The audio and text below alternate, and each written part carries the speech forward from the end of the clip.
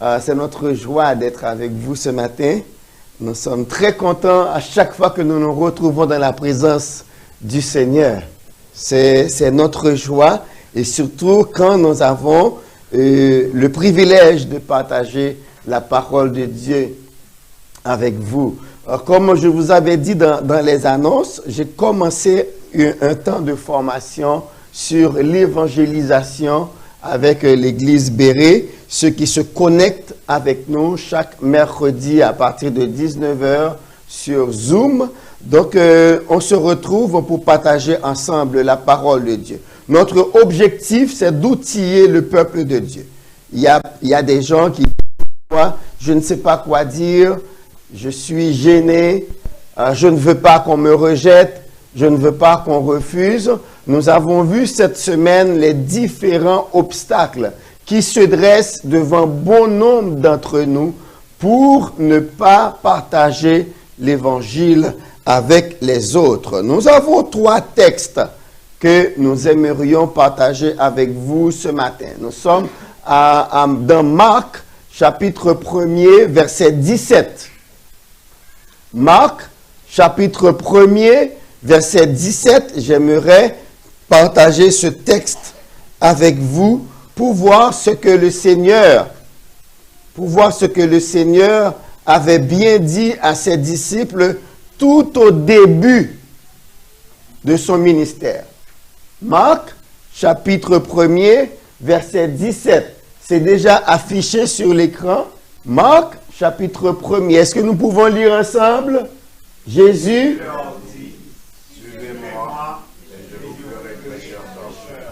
pécheur d'hommes. Suivez-moi et je vous ferai. J'aimerais bien que vous apportiez une attention sur le pronom « je ». C'est Jésus qui parle. Les 2 points, c'est ce qu'on appelle une citation directe, un speech direct. Les 2 points rapportent exactement les paroles de Jésus. Suivez-moi et je vous ferai pécheur d'hommes. C'était au début du ministère terrestre de Jésus, quand il a appelé ses premiers disciples, où il leur a dit, ce que moi je vais faire de vous, je vais faire de vous des pécheurs d'hommes. Hébreu nous apprend que Jésus est le même hier, aujourd'hui et éternellement. Donc cela veut dire cette parole, si Jésus est le même hier, aujourd'hui, donc il est en train encore de dire à plusieurs d'entre nous, suivez-moi et je vous ferai pécheurs d'hommes. Naturellement, ces paroles avaient un caractère contextuel. Pourquoi? Parce que il s'adressait à des pêcheurs de poissons, des gens dont la profession était de pêcher des poissons. Donc il leur disait, vous êtes maintenant pêcheurs de poissons, mais moi je vais transformer, je vais donner à votre profession un autre caractère. Au lieu de pêcher des poissons, vous allez pouvoir pêcher des hommes. Donc, les disciples auxquels Jésus adressait cette parole comprenaient très bien toute la force qu'il y avait dans ces paroles. C'est que nous sommes des pêcheurs de poissons. Et ils savent très bien tout ce qu'il faut faire afin de capter des poissons. Il faut avoir un filet. Il faut quand même avoir une formation de pêcheur parce que ne peut pas prendre des poissons qu'il veut. Il faut savoir comment tendre le filet. Il y a une manière également que le filet doit être constitué pour que ça puisse capter le plus de poissons. Il faut une manière de tisser le filet pour que quand le poisson rentre dedans, qu'il ne puisse pas ressortir. Donc il y a toute une façon de faire pour pouvoir prendre. Et puis aussi, il faut savoir lire le temps. Il y a un temps où on peut aller pêcher, mais il y a d'autres temps, si on y va, on perd son temps. Parce que selon le climat, selon la température, selon la manière même dont les nuages sont dans le ciel. Les pêcheurs en Haïti, on le sait très bien, quand on voit les nuages et se composer en petites boules, en plusieurs petites boules, on dit, ah, maintenant on peut aller pêcher. Mais quand le ciel est toute une autre façon, on dit, ah, ok, si on y va maintenant, on peut peut-être prendre des poissons. Mais il y a une façon dont les nuages s'arrangent dans le ciel, et bien les pêcheurs disent, allons pêcher. Donc, il y a toute une formation qu'il faut avoir. Donc, quand Jésus leur a dit, suivez-moi et je vous ferai pêcheurs d'hommes, donc ils s'attendaient à recevoir une formation pour pouvoir devenir vraiment des pêcheurs d'hommes. Et c'est ce que nous avons vu. Et la méthode que Jésus a utilisée, c'est l'imitation. Jésus en a pris 12 dans Marc 2. Marc va le dire. De tous ses disciples, il en a choisi 12 pour être avec lui afin de les envoyer. Et dans Luc chapitre 10, nous allons voir Jésus envoyer 2 à 2, 70 disciples. Donc il a envoyé 35 équipes de 2 disciples pour aller et prêcher. Et quand vous lisez dans Luc chapitre 10, eh bien les disciples vont revenir joyeux pour dire à Jésus, nous avons les démons, nous ont été soumis, nous avons guéri des malades, nous avons guéri des boiteux, nous avons purifié des lépreux. Et Jésus de dire, mais oui, moi j'ai vu Satan tomber du ciel. Mais il leur avait fait une mise en garde. Ne soyez pas contents parce que vous avez guéri des malades et que les démons... mais soyez contents de ce que vos noms sont inscrits dans le livre de vie. Donc, en devenant des pêcheurs d'hommes, il y a une récompense qui vient avec. L'autre texte que j'aimerais partager avec vous ce matin, c'est Matthieu 28, versets 18 à 20. Je vois Frère Ripper avec un microphone. J'aimerais qu'il lise pour nous très fort ces 3 versets. Matthieu 28, versets 18 à 20. Matthieu 28, 18 à 20. Ah, voilà, c'est déjà affiché. On va lire ensemble. Puisque c'est là, on va lire ensemble. Allons-y. Jésus, s'étant approché, leur parla ainsi. Tout pouvoir m'a été donné dans le ciel et sur la terre. Allez, faites de toutes les nations des disciples, les baptisant au nom du Père et du Fils et du Saint-Esprit. Et enseignez-leur à observer tout ce que je vous ai prescrit. Et voici, je suis avec vous tous les jours jusqu'à la fin du monde. Donc, si Marc 1er et 17, c'était les paroles de Jésus au début de son ministère, ça, ce sont les paroles de Jésus après sa résurrection, proche de la fin de son ministère. Et c'est ce que nous appelons la grande commission. C'est quoi la grande commission?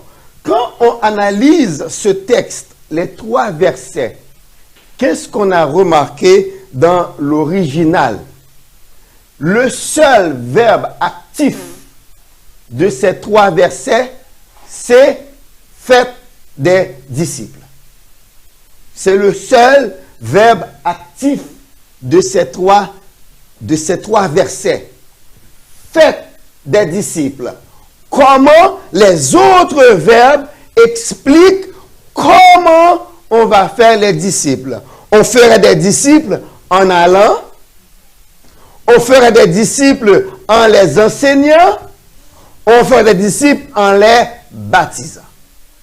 En allant, en enseignant et en baptisant. Donc, en fait, le commandement principal, c'est faire des disciples. Ce n'est pas aller. Il y a des gens qui pensent que ce qu'il faut faire, c'est aller. Et j'avais fait remarquer dans l'une des émissions avec Pasteur Eden, on peut comprendre dans le verbe aller, ce n'est pas vraiment se déplacer de son milieu vital pour aller dans un autre lieu, mais c'est un mouvement vers l'autre. As you go. Donc, pendant que vous allez, c'est un mouvement vers l'autre. Ça veut dire que, en tant qu'enfant de Dieu, vous ne pouvez pas rester inactif. Vous ne pouvez pas regarder, vous êtes là, vous avez un ami, vous savez qu'il ne connaît pas Christ. Vous savez qu'il a besoin de Christ, mais vous ne lui parlez jamais de Christ. Donc il y a ce mouvement que vous ne faites pas vers l'autre. C'est ça, aller vers l'autre. Aller par toute la terre. Oui, il y a le mouvement missionnaire, mais il y a aussi le mouvement un à un. L'un vers l'autre, vers votre frère. Assurément, nous avons des membres de nos familles qui ne connaissent pas le Seigneur. Assurément, il y en a parmi nous, son père ne connaît pas encore le Seigneur, sa mère ne connaît pas encore le Seigneur. Vous avez des frères et des sœurs qui ne connaissent pas encore le Seigneur. Parmi vos amis, il y en a qui ne connaissent pas le Seigneur. Eh bien, vous pouvez, juste au détour d'une blague, vous détourner la blague vers le Seigneur. Vous pouvez le faire. Pendant que vous riez, vous dites, mais nous rions de ça, mais il y a une partie sérieuse dedans. Et vous le tournez vers le Seigneur. Même si je vais utiliser un verbe, je ne sais pas si ça existe. Même s'il vous tripe. Je ne sais pas si ce verbe existe. Même s'il vous tripe. Et se détourne de vous, ce n'est pas grave. Est-ce que quelqu'un a compris le verbe triper? Ok. Donc, même quand il vous tourne en ridicule avec votre Jésus, si vous voulez que je vous donne un témoignage, j'étais chez les Salésiens. J'avais beaucoup de mes amis, ça je vous parle là de 78-82 là. J'ai passé 4 ans chez les Salésiens. J'avais beaucoup de mes camarades qui avaient l'habitude de me tourner en ridicule. Parce que moi, dès mon arrivée, je déclare que je suis chrétien. C'est une école catholique. Mais dès mon arrivée, même dans la feuille d'inscription, il y a un endroit où on devrait inscrire sa religion. Ils ont mis religion. Je dis, à cause d'une petite place dans une école, je dois renier mon Seigneur. Je dis non, j'ai mis protestant. Avec de ma feuille d'inscription protestant, devinez quoi? J'étais parmi les 150 que les prêtres ont acceptés. Et depuis mon arrivée, j'avais montré les couleurs. Je suis protestant. À un certain moment, il y a un prêtre qui a dit, « Oh, aide-toi et le ciel t'aidera » se trouve dans la Bible. Je lui ai dit, « Je vous donne $100 si vous me montrez le verset. Montrez-moi $100. » J'avais pas, mais je savais. Je n'avais pas de $100, mais je dis au prêtre, « Je vous donne $100 si vous me montrez le verset où c'est écrit noir sur blanc, aide-toi et le ciel t'aidera. » Il ne pouvait pas me le montrer. Et là, ça avait augmenté ma crédibilité. Imaginez que de 82 à 2021, oui, à 2021, diplômés des frères salésiens et tous les élèves, on a fait notre chemin. Et là, en 2021, ils ont monté un groupe WhatsApp. Ils m'ont invité. Je ne sais pas comment ils m'ont retrouvé, mais ils m'ont retrouvé et ils m'ont invité à monter sur le groupe. Imaginez ce que l'un d'eux a dit pour se rappeler de moi. C'est le moment où j'avais défié le prêtre. Pour lui dire, je vous donne $100 si vous me prouvez noir sur blanc que aide-toi et le ciel t'aidera est dans la Bible. ils se sont rappelés de 1982 à 2021. Imaginez combien d'années que ça fait. Donc, pour vous montrer que plusieurs de mes amis qui me tournaient en ridicule, parce que j'étais le petit protestant de la gang, mais maintenant, il y a plusieurs d'entre eux. Il y en a un que j'avais rencontré à Connecticut, dans une église. Je lui ai dit, toi, qu'est-ce que tu fais là? Et il m'a répondu, qu'est-ce que tu croyais? Jésus n'est pas pour toi seulement. Jésus n'est pas pour toi seulement. Donc, c'est pour vous dire, même quand vous prenez position pour Christ, vos amis vous tournent en ridicule, il y a un message qui est passé. Donc, continuez à leur parler de Christ. Et plusieurs d'entre eux ont témoigné qu'ils ont rencontré le Seigneur et ils étaient tout fiers de me dire maintenant qu'ils sont mes frères. Non seulement frères salésiens, mais frères en Christ. Ils sont tellement contents parce que j'avais toujours montré les couleurs que je suis chrétien. Donc, faites des disciples. C'est ça le commandement de Jésus. Faites des disciples en allant, faites des disciples en enseignant, faites des disciples en baptisant. Donc, c'est le commandement et de plus, nous avons une garantie. Deux choses, deux grandes garanties. Premièrement, il a tout pouvoir. Jésus a tout pouvoir. Je ne sais pas si vous pouvez prendre le poids de ces paroles. Tout pouvoir m'a été donné. Qu'est-ce que ça veut dire, tout pouvoir? Tout pouvoir signifie tout pouvoir. Pouvoir de faire, pouvoir de défaire. Tout pouvoir, pouvoir de vie et pouvoir de mort. Pouvoir de sauver, mais aussi pouvoir de périr. Tout pouvoir m'a été donné dans le ciel et sur la terre. C'est la première grande garantie que nous avons. Jésus a reçu tout pouvoir. Et dans Luc chapitre 10, il a dit, je vous ai donné le pouvoir de marcher sur les scorpions et sur le lion et rien ne pourra vous nuire. Qu'est-ce que ça veut dire rien? Rien signifie rien, néant.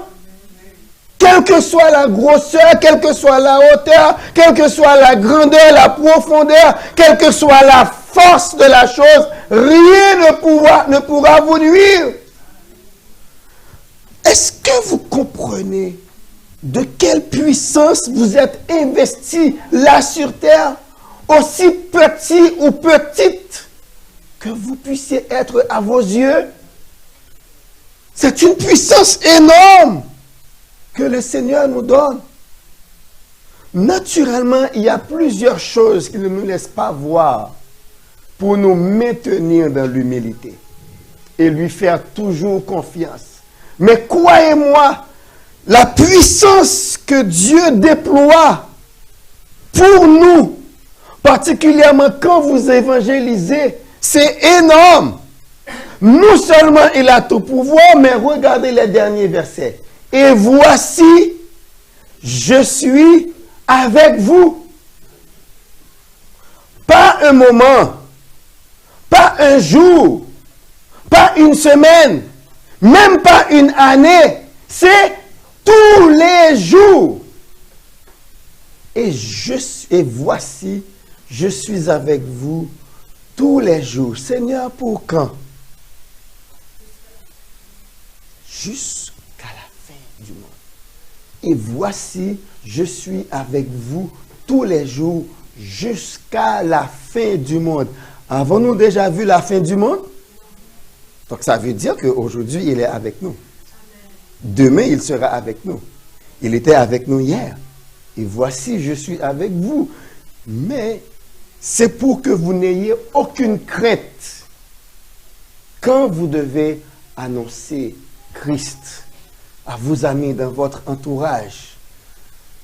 J'aimerais bien que nous prions parce que il faut comprendre et réaliser que ce n'est pas facile d'annoncer l'évangile. et surtout dans le contexte du Québec, on vous défend. Naturellement, il parle de faire du prosélytisme, mais nous ne faisons pas du prosélytisme. C'est quoi un prosélyte dans le contexte biblique? Un prosélyte, par exemple, vous allez voir parmi les 7 qu'on avait choisis dans Acte 6, il y a un qu'on a identifié comme le prosélyte d'Antioche. Un prosélyte, c'est un non-juif qui s'est converti au judaïsme. Un non-juif qui a accepté de se faire circoncire afin de devenir juif par religion. C'est ça, un prosélyte. Et dans Matthieu 23, Jésus-Christ va condamner les pharisiens où il va leur dire, vous passez par toute la terre pour faire un prosélyte et quand il est devenu, vous en faites un fils de la géhenne pire que vous. Une façon de vous dire, ce n'est pas le prosélytisme qui va vous sauver. Aussi, nous, on ne fait pas de prosélytisme. Mais nous encourageons des gens à s'inscrire sur la liste d'amis de Jésus. Il y a plusieurs listes d'amis de nos jours qui circulent. Amis Facebook, amis WhatsApp, amis ceci, amis cela. Mais ce sont des amis, quand vous en avez besoin, vraiment, ils ne sont pas là. Je me rappelle une vidéo ou bien une image qu'on avait envoyée sur vidéo, quelqu'un qui était mort. On a vu seulement 4 à 6 personnes dans ses funérailles. Et on a inscrit plus bas, il avait 6000 amis sur Facebook. Mais dans ses funérailles, il n'y avait que 4 à 6 personnes. Donc les amis Facebook, si vous comptez sur eux, ils ne sont pas présents. Mais il y a tel ami qui dit, je suis avec vous tous les jours jusqu'à la fin du monde. Donc ça, j'aimerais vous encourager, mes bien-aimés, à vraiment tenir compte de ces paroles et du travail que le Seigneur nous a confié. Il avait dit, vous pouvez faire de plus grandes choses que moi j'ai fait. Et on a vu vraiment comment Pierre, ce que Jésus-Christ n'a pas fait. Avez-vous appris combien de personnes ont accepté Christ pendant un de ses enseignements? Mais Pierre, sous l'onction du Saint-Esprit, a prêché un message et 3000 personnes se sont converties le même jour. Peut-on faire plus? Vraiment, est-ce qu'on va faire plus que le Seigneur? Et vous, dans votre quotidien, vous ne savez pas. Donc, quand vous parlez à vos amis, cherchez un moyen d'avoir toujours le dernier mot. Je me rappelle, je parlais à quelqu'un qui se plaignait de l'état d'Haïti, de l'instabilité politique, instabilité sociale, instabilité économique. Et là, il me disait, tu vois, Élisée, dans ce pays, rien n'est stable. Et puis là, je l'écoutais. Et à un certain moment, je lui dis, tu sais, que la Bible avait prévu tout ça. Vous savez ce qu'il a fait? Il m'a tué. Et il m'a dit, je savais que tu allais avoir le dernier mot avec ta Bible. Et là, je lui ai dit, Jésus-Christ nous avait mis en garde contre ça. Je le sais, la Bible avait dit. Nous savons tous ce qui va arriver dans le monde. Nous savons tous que le monde n'est pas pour devenir mieux. C'est nous qui avons à travailler de mieux en mieux, selon 1 Corinthiens 15. Nous avons à travailler de mieux en mieux, mais ce n'est pas le monde qui va devenir meilleur. Non, la Bible dit, le monde va devenir encore pire de jour en jour. Les hommes vont devenir pires, plus méchants, plus cupides, plus envieux, plus colériques, plus rancuniers, plus dans tout. Les hommes, la Bible dit dans les derniers jours, les hommes seront, allez lire dans 2 Timothée 3, versets 1 à 4, vous allez voir. Sache que dans les derniers temps, il y aura des jours difficiles parce que les hommes seront fanfarons, envieux, amis de l'argent, Ils vont vous faire croire à des choses, même quand ce n'est pas bon pour vous, mais parce qu'il y a de l'argent derrière, on va vous forcer à le prendre. Parce qu'il y a de l'argent à gagner, il y a de l'argent à faire. C'est pour cela que la Bible dit, maudit soit l'homme qui se confie dans l'homme. Donc les gens deviendront de plus en plus mauvais. Par contre, si vous avez le Seigneur, vous allez pouvoir travailler de mieux. C'est seulement en le Seigneur qu'il y a une transformation, qu'il y a de l'espoir pour l'être humain. Seulement dans le Seigneur, le Saint-Esprit agissant en vous, et vous allez, le Saint-Esprit va vous désiller les yeux. Et là, vous serez en mesure de voir en votre frère. Et là, vous allez vous demander, qu'est-ce que je peux faire de bien pour mon frère? Qu'est-ce que je peux faire de mieux pour lui? Comment l'aider à se porter mieux?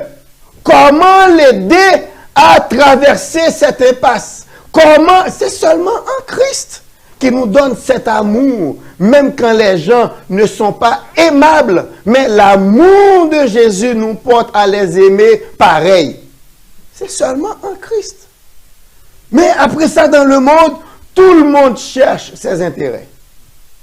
Dans la parole de Dieu, nous apprenons, il ne faut pas chercher à défendre ses intérêts seulement, mais chercher aussi à défendre, à considérer l'intérêt de l'autre. Mais ça, c'est pour ceux qui sont en Christ.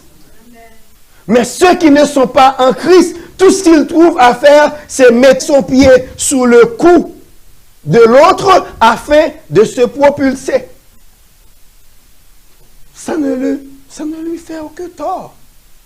Mais en Christ, vous pouvez marcher, travailler de mieux en mieux, en sachant que vous faites un travail pour le Seigneur. Je vous convie, et le dernier texte que je vais considérer avec vous pour terminer, c'est Acte 1er, verset 8. Acte 1er, verset 8, ce qui rentre dans notre thème pour cette année, qui dit « Mais vous recevrez le Saint-Esprit survenant sur vous, et vous serez mes témoins. » Encore speech direct. « Et vous serez mes témoins. » Où ça? À Jérusalem, dans toute la Judée, dans la Samarie et jusqu'aux extrémités de la terre. Mais par quoi nous pouvons faire ça? Par la puissance que nous allons recevoir du Seigneur. L'avez-vous reçu cette puissance? On peut dire oui. Le jour où nous avons décidé de remettre notre vie à Christ, nous avons reçu le Saint-Esprit. C'est très important. Nous avons reçu le Saint-Esprit pour être témoins de Jésus-Christ chaque jour. Mais savez-vous quoi? Si vous ne vous comportez pas en témoin, si vous ne témoignez pas de Jésus, dans Luc, chapitre 18, versets 1 à 8, nous trouvons la parabole du juge inique. Pourquoi on a qualifié ce juge d'inique? C'est parce qu'il était payé pour un travail, celui de donner justice à qui justice était due, mais il ne le faisait pas. La Bible décrit ce juge comme quelqu'un qui ne respecte personne et qui n'a d'égard ni pour Dieu, ni pour les hommes. Et voilà pourquoi cette femme qui était venue lui demander justice ne pouvait pas obtenir justice du premier regard.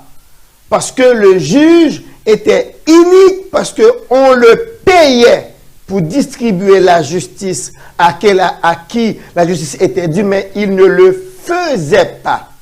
Rappelez-vous, il était payé, il a reçu un salaire. Ici, nous avons tous reçu le Saint-Esprit pour être témoins de Jésus-Christ. Je vous en conjure, ne vous comportez pas en personne unique. Personne unique, c'est-à-dire que vous avez reçu le Saint-Esprit pour faire un travail, mais vous ne le faites pas. Et dans Matthieu 7, ces gens-là qui vont dire à Christ, nous avons prêché, nous avons témoigné, nous avons fait des miracles, Jésus-Christ va leur dire, retirez-vous de moi, ouvriers d'iniquité. Vous avez fait des choses, mais pas selon moi. Vous n'avez pas travaillé selon le maître. Il faut travailler selon le maître pour ne pas être traité d'ouvriers. Ce sont, oui, des ouvriers, ils ont travaillé, mais ils sont quand même des ouvriers d'iniquité. Iniquité, vous avez reçu une puissance. Vous devez travailler selon cette puissance. Et nous l'avons tous, le Saint-Esprit, le jour de notre conversion. Nous avons reçu le Saint-Esprit. Maintenant, on n'a aucune excuse pour dire je suis gêné, je suis timide, je ne sais pas quoi dire. Jésus-Christ avait dit aux disciples, quand vous devez parler, c'est le Saint-Esprit qui va vous donner quoi dire. Et de plus, nous avons une formation maintenant sur Zoom avec l'église Béret. Si vous ne savez pas quoi dire, connectez-vous chaque mercredi à 19h. Et ensemble, nous allons vous aider à vous outiller, à savoir quoi dire, comment aborder quelqu'un. Cette semaine même, nous allons voir 2 questions de diagnostic que vous pouvez poser à quelqu'un et selon ses réponses, on va vous dire comment lui répondre et lui exposer le plan du salut. Ce n'est pas magique, mais c'est seulement spirituel. Le Seigneur va vous diriger. Donc, ne soyons pas des gens iniques qui utilisons la puissance du Saint-Esprit, mais pas pour faire le travail qu'on nous demande de faire. Soyons témoins de Jésus-Christ chaque jour. Comment témoigner? Voici ce que Christ a fait pour moi. Ce qu'il a fait pour moi, il peut le faire pour toi aussi. Et il est disposé à le faire et il veut le faire. C'est tout. Nous avons tous un témoignage. Donc témoignons. Dis à tout le monde, Jésus-Christ vous aime. Dis à tout le monde, il est mort pour vos péchés. Il vous aime tellement qu'il a donné sa vie. Même quand les gens vous disent, je ne peux pas croire à cela, ce n'est pas votre travail de les porter à croire. Ce n'est pas à vous de les convaincre. C'est le Saint-Esprit qui convainc les cœurs. Mais quand même, le Seigneur a besoin de votre travail pour faire son travail à lui. Si le cultivateur ne met aucune semence en terre, aussi puissant qu'est le Seigneur, il peut envoyer de la pluie en abondance, le cultivateur n'aura rien parce qu'il n'a rien planté. Voici pourquoi vous devez au moins témoigner à quelqu'un. Que le Seigneur vous bénisse, que le Seigneur vous aide partout où vous vous trouvez, dans votre travail, à l'école, au cégep, à l'université, à la manufacture, même derrière votre écran, même si vous travaillez chez vous comme mon ami qui est là, vous pouvez être un témoin de Jésus-Christ. Vous pouvez toujours lancer un petit message. Même au téléphone. Je dis tout le temps, quand les gens vous appellent pour vous offrir des produits dont vous n'avez pas besoin, vous n'avez pas appelé, c'est lui qui est venu vous appeler, il doit vous écouter. Dites-lui, vous n'avez rien à m'offrir, mais moi j'ai quelque chose à vous offrir. Connaissez-vous Jésus? Puis c'est tout. Connaissez-vous Jésus? Si 10 personnes lui demandent, connaissez-vous Jésus? Ça va faire quelque chose. On se met debout et on va prier pour que le Seigneur nous aide dans ce travail. Si jusqu'à présent vous avez été un ouvrier inique, mais le Seigneur peut changer ça. Juste en le voulant. Si vous le voulez, vous allez voir. Chaque jour, vous priez, Seigneur, mets quelqu'un sur mon chemin. Aide-moi à profiter d'une opportunité pour parler de toi. Imaginez si vous le faites chaque jour auprès d'une seule personne. Ça aura suffi votre journée sera faite et le Seigneur va vous aider à continuer à le faire. Prions le Seigneur ensemble. Cher Seigneur, merci pour le privilège que tu nous as donné ce matin pour partager ce message avec nos frères, avec nos sœurs. Seigneur, nous aimerions que chaque membre de l'Église Béret se comporte en soldat aguerri, qui laisse sa maison ou bien chaque jour qui aborde chaque journée comme une bataille à gagner auprès d'une personne pour parler de toi. Nous te prions, Père Saint, de nous donner cette attitude, de nous donner, Papa, cette capacité à nous considérer comme missionnaires chaque jour, à nous considérer comme ambassadeurs chaque jour, à nous considérer comme agents de réconciliation chaque jour, afin, Seigneur, de travailler à ce que le monde soit réconcilié avec toi. La Bible nous dit, Dieu était en Jésus-Christ suppliant le monde à se réconcilier avec lui. Aussi, Père, nous avons cette fonction d'ambassadeur. Papa, nous te prions que ton sceau soit sur chacun de tes enfants et sur nous aussi. Permets que, Père, chaque jour, nous puissions, Père, profiter des occasions que tu nous donnes. Soit en payant nos factures, en payant, Seigneur, nos produits à l'épicerie, la caissière, le caissier à qui nous parlons, à la banque, Seigneur, à la personne qui nous reçoit, soit au téléphone, ceux qui nous appellent pour leurs produits, soit, Papa, derrière nos écrans, Papa, permets que nous puissions exploiter chaque petit moment pour dire un mot de toi et que le Saint-Esprit puisse faire le reste. Que ton nom soit béni et nous comptons sur toi, Seigneur, pour nous donner le vouloir et le faire comme ta parole le dit. C'est notre prière au nom de Jésus-Christ. Amen. On chante avec notre frère Moïse. Cherchons-les pour terminer. Le bon berger les réclame. Encore une fois, cherchons-les.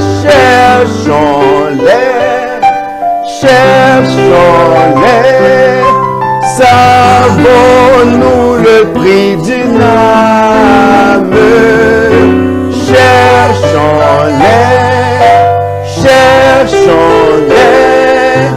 le bon berger les réclame. Nous vous remercions à chacun qui avait fait le déplacement pour venir adorer avec nous ce matin. Merci de votre présence. Et quant à vous qui nous avez suivis en ligne, nous prions que le temps que vous venez de passer avec nous soit un temps béni et que le Saint-Esprit continue à vous parler et à faire son œuvre en vous. Que la grâce de notre Seigneur et Sauveur Jésus-Christ, l'amour du Dieu le Père, la communication du Saint-Esprit reste et demeure avec nous, dans nos cœurs, dans notre esprit, dans notre âme, afin de nous pousser à être témoins pour Christ.